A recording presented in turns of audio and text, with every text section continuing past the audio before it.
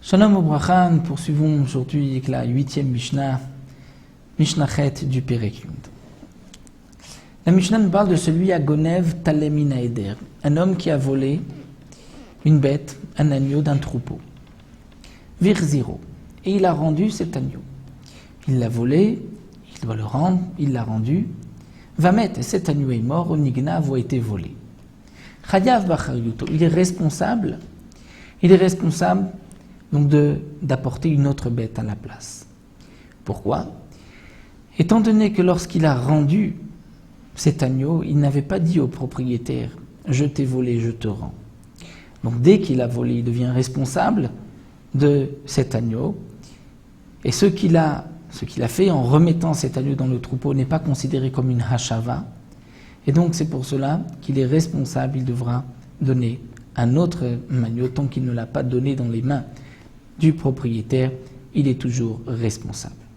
Mais dans le cas lo yadu be'alim lo begnevato velo bechazirato, que le propriétaire ne savait pas que la bête avait été volée et il ne sait pas non plus qu'elle a été remise, ou Manu et Tatson, ils ont compté le bétail ou Shlemaï et le bétail, le troupeau est entier, c'est-à-dire il ne manque rien, patour, là le voleur est dispensé.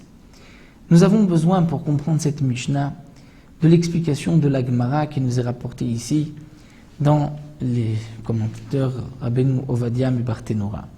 Puisqu'il faut rajouter à la Mishnah quelques lignes. Il faut dire qu'en vérité, lorsque les propriétaires n'étaient pas au courant du vol, ils ne savent pas que la bête a été volée, a été rendue.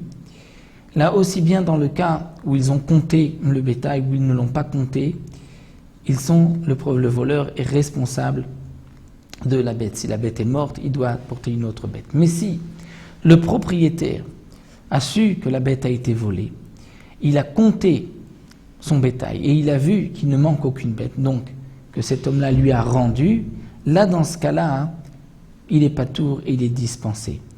Puisque dans le cas où la bête a été rendue, une fois qu'elle est morte, que le propriétaire ait compté le bétail ou qu'il ne l'ait pas compté, sûr que le voleur est responsable. Pourquoi ?